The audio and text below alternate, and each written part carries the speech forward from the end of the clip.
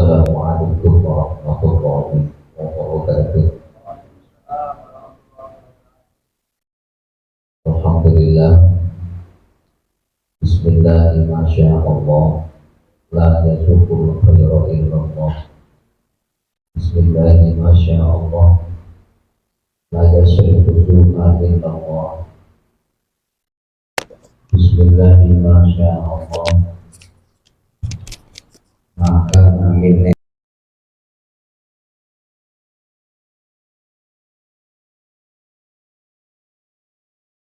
haula wala quwwata illa billah. Jemaah sidang salat zuhur rahimakumullah. Untuk apa kita dicipta? Yaitu untuk ibadah. Untuk apa kita disuruh ibadah? Yaitu agar kita menjadi beriman dan bertakwa. Kenapa kita oleh Allah diharapkan menjadi hamba yang beriman dan bertakwa? Karena dengan iman dan takwa hati menjadi tenang, damai dan bahagia. Dan kenapa dengan hati yang tenang, damai, bahagia nanti akan berujung di surga? Dasar-dasarnya adalah yang pertama surah Ad-Dariyat surat 51 ayat 56. Allah Subhanahu wa taala berfirman, Bismillahirrahmanirrahim, wa ma khalaqatul jinna wal insa illa liya'budun. Tidaklah aku ciptakan jin dan manusia melainkan untuk ibadah. Jadi kita dicipta oleh Allah untuk ibadah. Yang pertama disadarkan dulu kata-kata khalaqtu, aku ciptakan. Di sini harus membuahkan satu kesadaran kita muncul di muka bumi, kita ada, bukan ada dengan sendirinya, bukan atas kemauan kita, tetapi kita ada karena diadakan atau diciptakan. Dengan menyadari bahwa kita ini ada karena dicipta oleh Sang Pencipta, Khalik, yaitu Allah Subhanahu wa taala, mestinya kita sadar bahwa kita dicipta, dihidupkan, diberi rizki dan dimiliki, maka dialah Allah yang berhak mengendalikan dan mengatur kita. Dan kita hidup tidak bisa semau gue. Kita hidup harus tunduk mengikuti kemauan, kendali, aturan, kehendak dari yang mencipta, yaitu Allah Subhanahu wa taala. Tunduk pada aturannya, menjalankan aturannya, itu disebut dengan ibadah.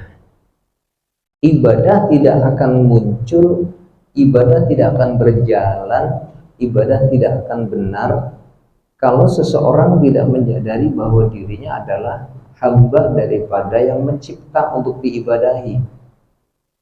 Karena kata ibadah masdar dari kata abada yang budu, ibadatan, maka kita yang melakukan ibadah sebagai fa'il adalah abdun atau abdullah.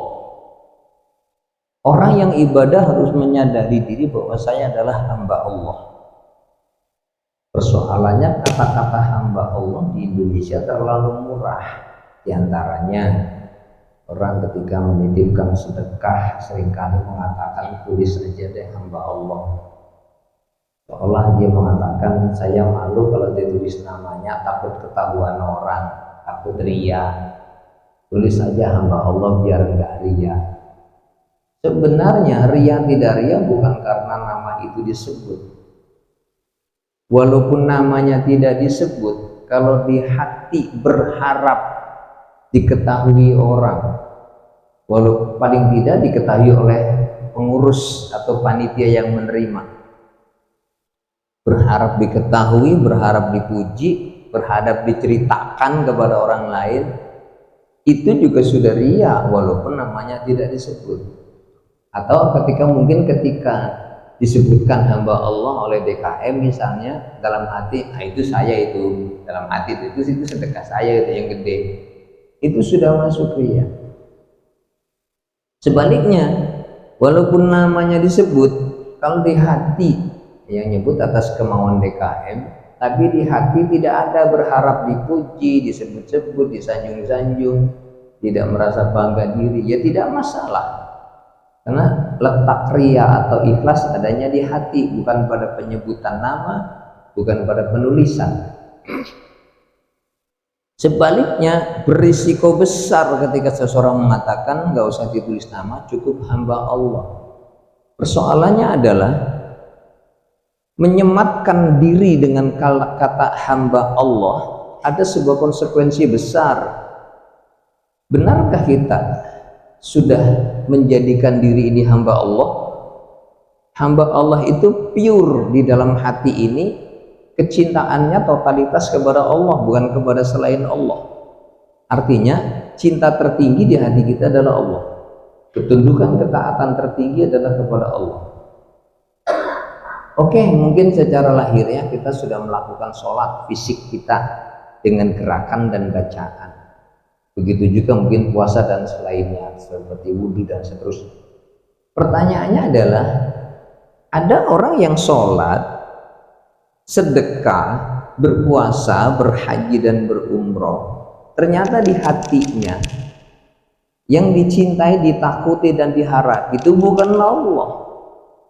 Dalam ibadah-ibadah yang dikerjakannya itu ada harapan-harapan dipuji orang, diketahui orang, dikagumi orang, kalau perlu didukung dan dipilih oleh orang. Dalam melakukan ibadah itu sengaja mencari dukungan dan nama baik. Maka ibadah-ibadah secara lahiriah tadi sebenarnya bukan penghambaan. Dia sedang memamerkan dirinya, menunjukkan dirinya, saya loh orang baik, pilihlah saya, pujilah saya, dukunglah saya. Jadi bukan sedang membesarkan Allah, tapi sedang membesarkan dirinya sendiri. Jadi konsekuensi seorang hamba Allah adalah Allah yang dinomorsatukan, prioritaskan, Allah yang dibesarkan, Allah yang dicintai, Allah yang jadi tujuan, Allah yang ditaati, Allah yang ditakuti. Hatinya kosong, berharap dipuji orang, berharap diakui orang, disanjung orang, dicintai orang, kosong, gak ada itu. Itu namanya hamba Allah.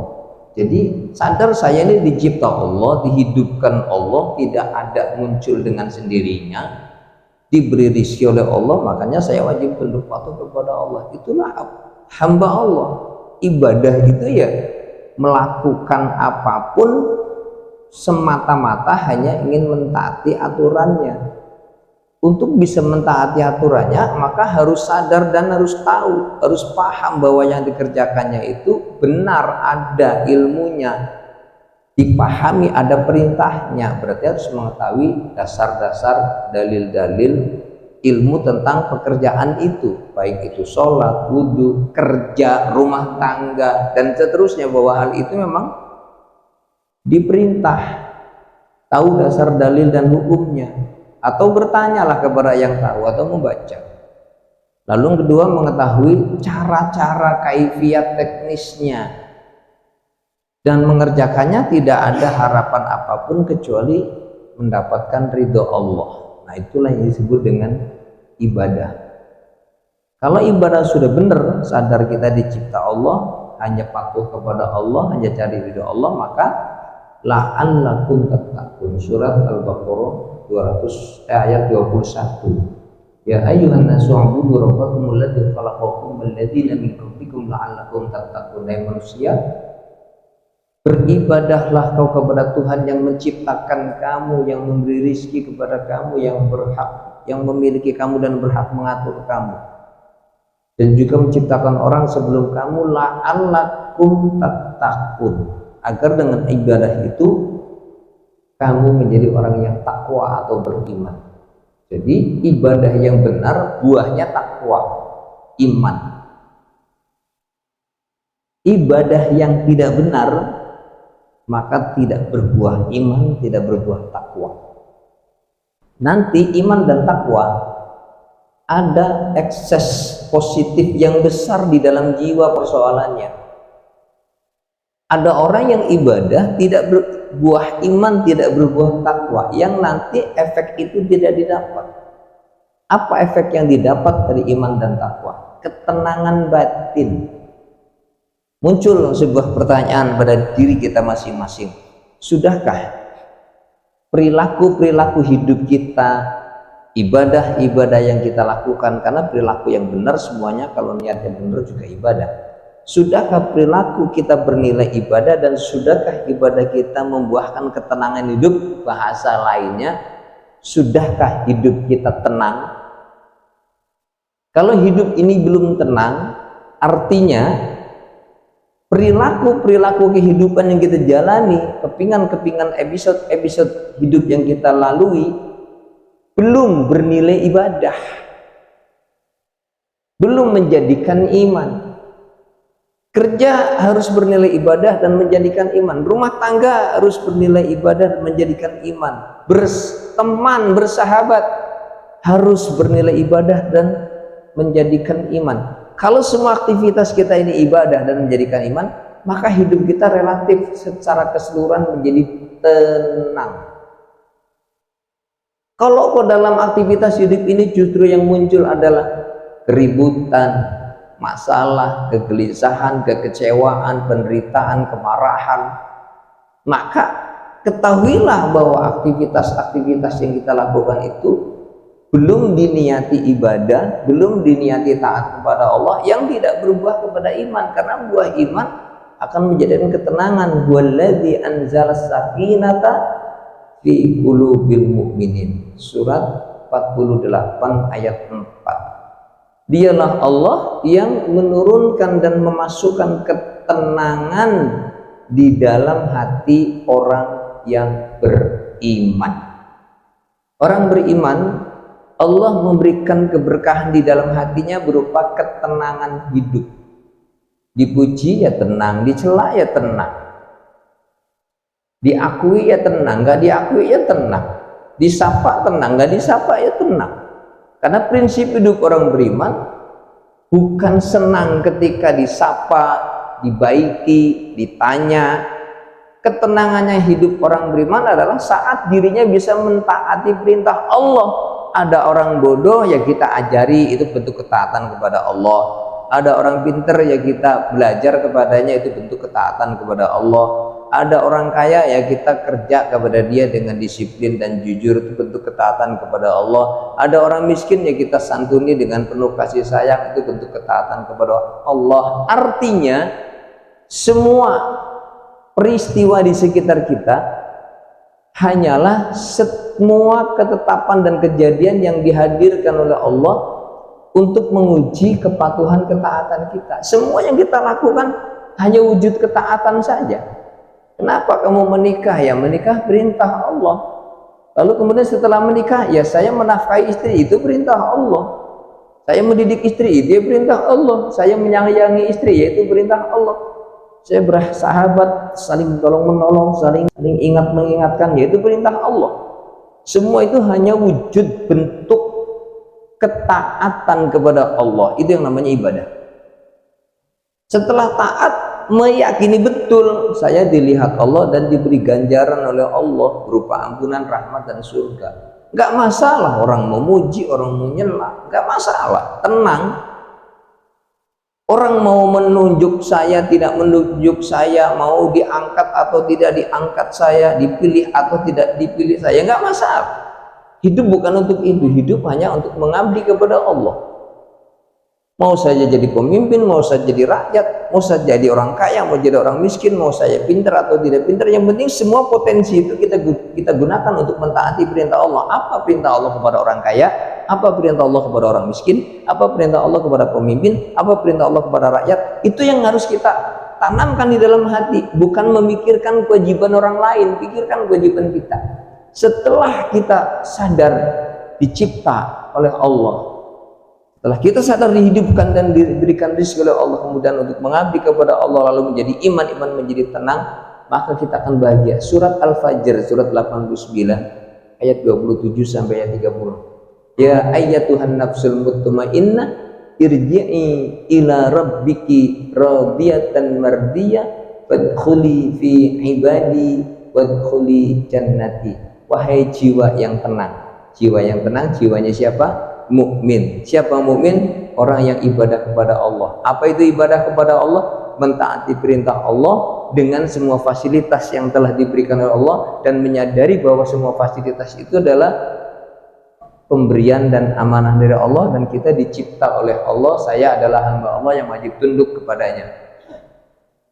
Ya ayat Tuhan nafsul mutmainnah, wahai jiwa yang tenang, irji'i ila rabbik, kembalilah kamu kepada Tuhan, radiyatan, dalam keadaan ridho kepada Allah, mardiyatan, dan diridhoi oleh Allah, wadkhuli fi ibadi, masuklah kamu ke dalam golongan hambaku. Kembali kepada orang yang taat ibadah. Orang yang ibadah disebut Abdullah atau hamba Allah. Masuklah kamu ke dalam golonganku, hamba Allah, ibadi, wadkhuli jannati, dan masuklah kamu ke dalam surgaku. Yang disebut hamba Allah pasti masuk surga. Hamba Allah adalah apa-apa yang dikerjakan karena taat pada Allah. Ada juga orang melakukan sesuatu hal yang sama, entah sholat, entah haji, entah sedekah, tapi ternyata bukan mentaati Allah, karena ada sesuatu yang dituju, yang sedang diharapkan, yang sedang dicari selain Allah. Maka dia sebenarnya tidak sedang menyembah Allah. Lalu dampaknya dia tidak tenang jiwanya. Lalu dia tidak akan masuk ke dalam surga. Bagaimana dia akhirat masuk surga? Di dunia saja ketika sudah banyak sedekah tidak dipilih, dia kecewa, marah. Di dunia saja ketika melakukan kebaikan tidak disapa, tidak dihormati, marah. Di dunia saja maunya orang lain baik sama kita, ketika orang lain tidak baik kita kesel. Maka ketika tidak tenang, tidak bahagia ini, bagaimana di akhirat masuk surga?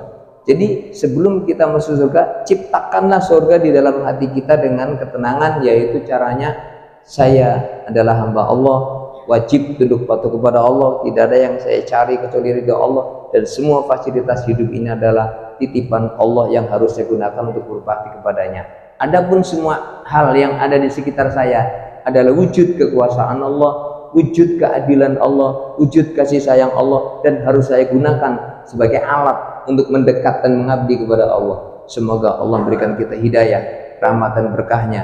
Lebih khusus kita bacakan Fatihah sebelum saya akhiri untuk saudara kita yang saat ini sedang dijajah, khususnya di Palestina. Saudara kita yang saat ini sedang dalam keadaan susah, sakit, menderita, mungkin juga lagi banyak masalah hidup.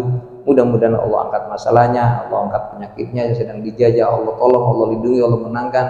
Dan mudah-mudahan juga kita diberikan pemimpin yang adil, yang mencintai rakyat dan takut kepada Allah. Dan semoga kita hidupnya diberkahi Allah sampai nanti akhir hayatnya husnul khatimah. Al-Fatihah.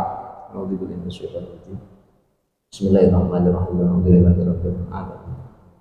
Yaumiddin. Iyyaka na'budu wa iyyaka nasta'in. Shiratal mustaqim. Shiratal ladzina an'amta 'alaihim ghairil maghdubi 'alaihim waladdallin. Sekian kurang maaf. Subhanakallahumma wa bihamdika asyhadu an la ilaha illa anta astaghfiruka wa atubu ilaik. Walhamdulillahirabbil alamin. Assalamualaikum warahmatullahi wabarakatuh. Waalaikumsalam warahmatullahi wabarakatuh.